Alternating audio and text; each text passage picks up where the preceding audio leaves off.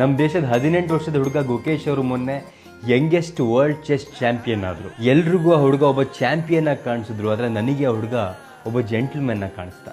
World chess champion ಆದಮೇಲೆ ಆ ಹುಡುಗ ಅಲ್ಲಿಂದ ಎದ್ದೇಳ್ತಾರೆ. ಎದ್ದ ಮೇಲೆ ತಾವು ಕೂತಿದ್ದಂತಹ ಚೇರ್ನ ಸರಿಯಾಗಿ ಸರಿಸಿಡ್ತಾರೆ. ಅವರು ಆ ರೂಮಿಂದ ಹೊರಗೆ ಹೋಗ್ಬೇಕಾದ್ರೆ ಬಾಗಿಲು ತೆಗಿತಾರೆ, ಆದರೆ ತಮ್ಮ ಹಿಂದೆ ಬರ್ತಿರೋರಿಗೆ ಆ ಬಾಗಿಲು ತಾಗಬಾರ್ದು ಅಂತ ಆ ಬಾಗಿಲಿಗೆ ತಮ್ಮ ಕೈ ಅಡ್ಡ ಕೊಡ್ತಾರೆ. ವರ್ಲ್ಡ್ ಚೆಸ್ ಚಾಂಪಿಯನ್ಶಿಪ್ನ ಆಡ್ತಿದ್ರು ಕೂಡ ತನ್ನ ಹಣೆಗೆ ಗಂಧವನ್ನು ಇಟ್ಕೊಂಡು ಅದ್ರ ಮೇಲೆ ವಿಭೂತಿಯನ್ನು ಹಚ್ಕೊಂಡು ಒಬ್ಬ ಪ್ರೌಡ್ ಇಂಡಿಯನ್ ಆಗಿ ಹೋಗಿ ಕೂತ್ಕೋತಾರೆ.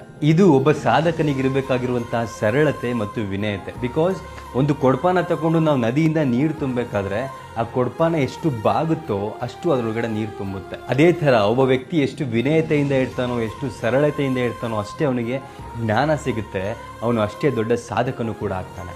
I want to become the youngest world chess champion.